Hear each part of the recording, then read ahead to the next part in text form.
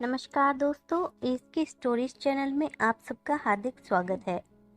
राहुल हल्दर जी के द्वारा लिखित हिंदी कहानी जीवित मुर्दा व बेताल भाग 1। अब्बा, आपको यह काम अपने ऊपर नहीं लेना था। क्या करूं बेटा, पेट का सवाल है। और तो और ऊपर से यह काम जमींदार साहब ने दिया है। अगर मना कर दूं तो जीना हराम हो जाएगा। अमावस्या की रात है। चारों तरफ देखने में ऐसा लग रहा है कि मानो किसी ने आसमान पर कालिख मल दिया है। जमीन पर कहीं भी एक बूंद रोशनी नहीं है। हालांकि एक लालटेन टिमटिम करते हुए रोशनी फैलाने की व्यर्थ कोशिश कर रहा है, लेकिन इस गहरे अंधकार के सामने वह कुछ नहीं। जमील माझी और उनका लड़का नाव लेकर आगे बढ़ चले हैं। नाव के एक तरफ जलता लालटेन ही इस अंधेरे में रोशनी का एकमात्र स्रोत है। स्वर्ण रेखा नदी के किनारे महोबा नामक एक छोटा सा गांव है। इस गांव में बहुत ज्यादा लोग नहीं रहते, लेकिन एक पूर्ण गांव के लिए जो कुछ भी चाहिए वह सब कुछ यहाँ पर है। प्रकृति मानो विशाल खाद्य भंडार के साथ यहाँ विराजमान है। रामनाथ गांव के सबसे धनवान व्यक्ति हैं, इसलिए वो इस गांव के कर्ता धर्ता व जमींदार हो गए हैं। उनका बहुत बड़ा मछली का व्यापार है। शहर के बड़े बड़े मछली व्यापारियों के साथ उनका लेन देन चलता है। गांव के बहुत से लोग उनके इस कारोबार में काम करते हैं, इसलिए एक प्रकार वो यहाँ गांव के लिए अन्नदाता है। स्वभाव चरित्र से भी वो एक अच्छे आदमी हैं। जमील मांझी की तरह और भी बहुत सारे मांझी उनके लिए काम करते हैं। उनका काम है गांव से नदी के द्वारा शहर से मछली ले जाना। स्थल मार्ग की तुलना में नदी के द्वारा माल परिवहन करने के दो कारण हैं। पहला, स्थल मार्ग के द्वारा माल भेजने का खर्चा ज्यादा आता है और समय भी ज्यादा लगता है। लेवल गर्मी में जब स्वर्ण रेखा की जलधारा कम हो जाती है, तब स्थल मार्ग का सहारा लिया जाता है। रामनाथ अपने गांव वालों के लिए प्रजा वत्सल हैं। गरीब लोगों के प्रति उनका अत्यधिक स्नेह है। सभी की सहायता के लिए वो हमेशा चले आते हैं और समस्या समाधान करने की कोशिश करते हैं। लेकिन इस समय किसी कारणवश वो हमेशा बीमार रहते हैं। शायद इसलिए उनके चरित्र में कुछ बदलाव देखा गया है। अब लोगों के साथ ज्यादा मिलते घुलते नहीं, ज्यादातर अकेले रहना ही पसंद करते हैं। अपने कारोबार पर भी उन्हें अब ज्यादा ध्यान नहीं है। इतने अच्छे आदमी के अंदर अचानक से ऐसा परिवर्तन क्यों आया, यही प्रश्न सभी गांव वालों के अंदर है। रामनाथ ठाकुर का लड़का दिनेश अब तक शहर में रहकर पढ़ाई करता था। पिछले साल ही वह अपनी पढ़ाई को खत्म करके गांव लौट आया है। लेकिन दिनेश अपने पिता की तरह नहीं है। स्वभाव और चरित्र से वह अपने पिता से पूरी तरह उलट है। शराब व नारी के लिए वह पागल है।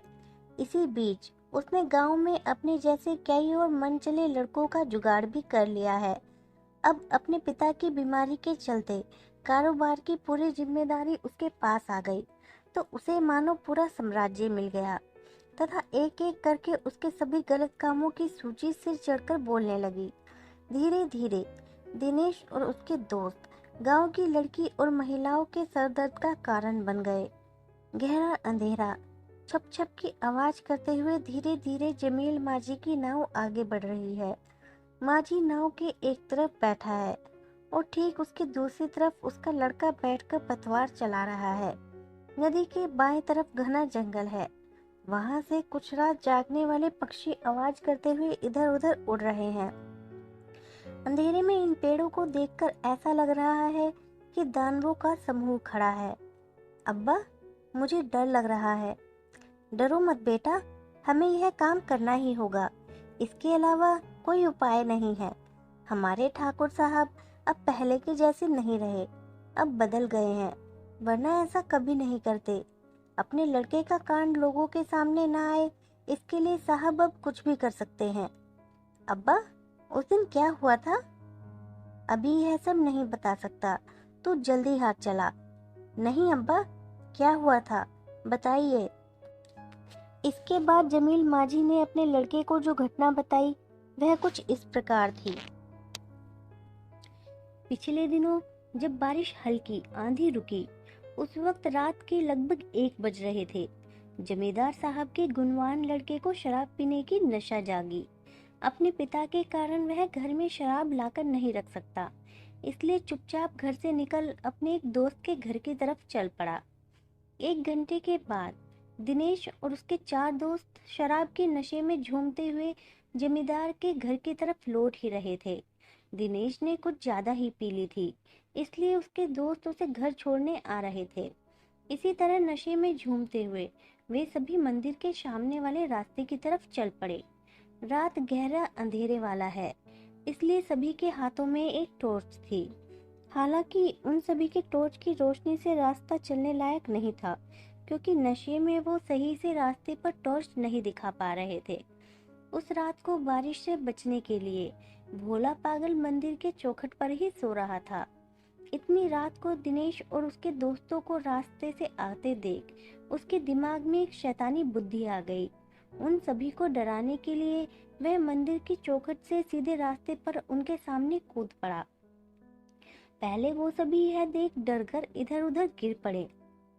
भोला पागल यह दृश्य देखकर बहुत खुश हुआ और रास्ते पर खड़े होकर लगातार हंसता रहा। इसके बाद सभी नशेड़ी थोड़ा संभल कर जब सामने टॉर्च जलाया तो देखा भोला पागल खिलखिलाते हुए हंस रहा है। यह देख उनके मन का डर खत्म हो गया और उसकी जगह एक तीव्र गुस्से और बदले की भावना ने अपनी जगह बना ली। वो सभी उस पागल को पकड़कर मारने लगे, लेकिन भोला पागल की हंसी नहीं रुकी। अब दिनेश झपटकर मारते हुए पागल के सीने पर बैठ उसके गले को जोर से दबाया। बाकी सभी पागल के छटपटाते हाथ पैर को पकड़े रखे। कुछ ही समय में भोला पागल के हंसने की आवाज बंद हो गई। धीरे धीरे उसका छटपट करता शरीर शांत हो गया। नशे में दिनेश और उसके दोस्तों ने भोला पागल की हत्या कर डाली। जमील मांझी का लड़का बोला, वो सभी कितने हरामी हैं, केवल इतनी सी बात के लिए एक आदमी को मार डाला। चुप कर बेटा, चुप कर, ऐसी बातें नहीं करते, वो सभी हमारे अन्नदाता हैं। गांव के लोगों के बीच अगर यह बात फैल जाती तो वह दिनेश की हत्या के लिए प्रश्न पूछते। रामनाथ पिता होकर अपने लड़के को क्या ही सजा देंगे, इसलिए अगर वह चुप रहे तो गांव वालों के सामने अपना सम्मान खो सकते हैं। इसलिए बेटे के स्नेह में अंधा पिता अपने लड़के को बचाने के लिए चुपचाप भोला पागल की लाश को कहीं ठिकाने लगाने का निर्णय किया। इस गांव में ज्यादा लोग नहीं रहते, इसलिए गांव के पास वाले शमशान में दाह संस्कार करने पर लोगों के मन में कई सारे प्रश्न उठ सकते हैं। इसलिए बहुत कुछ सोचकर रामनाथ ने एक रास्ता निकाला। अपने सबसे भरोसेमंद जमील मांझी को बुलाया। वह उसे पूरी घटना बताकर इस लाश के साथ दाह संस्कार का जिम्मा उसे दिया। अमावस्या की रात को इसीलिए सभी से छुपकर चुपचाप जमील मांझी व उसका लड़का भोला पागल के शरीर को लेकर जल मार्ग से चल पड़े हैं। उनका गंतव्य 5 मील दूर नदी के किनारे एक सुनसान शमशान है। वहीं पर इस लाश का दाह संस्कार करेंगे। हालांकि यह काम करने के लिए मांझी पहले राजी नहीं था, लेकिन बहुत सारे पैसों के लालच दिखाने पर वह अंत में तैयार हो गया। अंधेरी की वजह से नदी का पानी भी काला दिख रहा है। जमील मांझी और उसका लड़का नाव चलाकर धीरे धीरे आगे बढ़ रहे हैं। उनका नाव आकार में बहुत ज्यादा बड़ा नहीं है और बहुत छोटा भी नहीं कह सकते, लेकिन इस नाव के बीच में लकड़ी व बांस के पट्टे से बना विश्राम टाका घर काफी बड़ा है और दोनों तरफ मखमल के कपड़े से ढका हुआ है। कभी कभी जमील मांझी की इस नाव से जमींदार साहब नदी में घूमने जाते थे, इसलिए वह हमेशा नाव पर बने इस घर को सजा कर रखता है। लेकिन उसे कभी ऐसा काम भी करना होगा, उसने कभी सपने में भी ना सोचा था। आज उसके नाव पर बने घर में कोई जीवित मनुष्य नहीं है, बल्कि वहाँ आज भोला पागल की लाश रखी हुई है। लाश में धीरे धीरे अब सड़न आने लगी है। उसकी दुर्गंध से उन दोनों का नाक जल रहा है। मांझी और लड़के दोनों ने ही नाक पर गमछा लगाया। अभी उन्हें काफी दूर जाना है। इस नदी के हर एक कोने से वे भली भांति परिचित हैं, इसलिए अंधेरे में उन्हें नाव चलाने में कोई दिक्कत नहीं आ रही। इसी वक्त नदी के बाएं तरफ जंगल के ऊपर कुछ आग जैसा रोशनी जलकर बुझ गया। इस अंधेरे में उस रोशनी को उन दोनों ने देखा।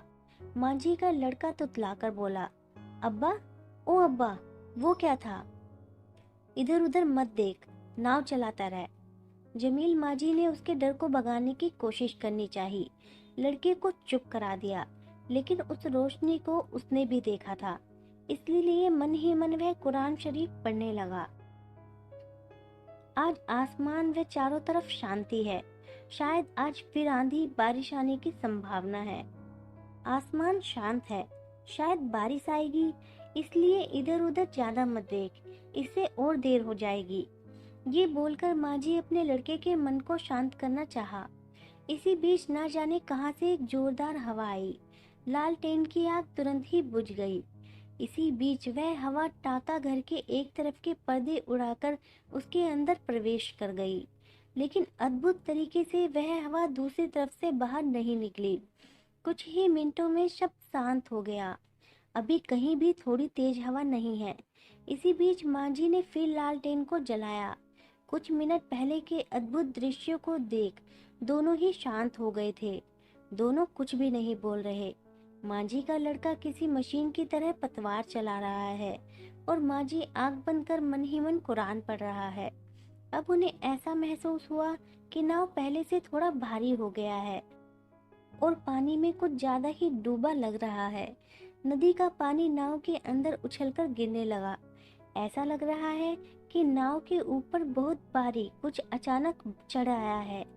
मांझी का लड़का कांपते हुए बोला, अब्बा, ऐसा क्यों हो रहा है? जमील मांझी के चेहरे पर भी डर की रेखा साफ थी। मुझे नहीं पता, या अल्लाह, अल्लाह का नाम ले।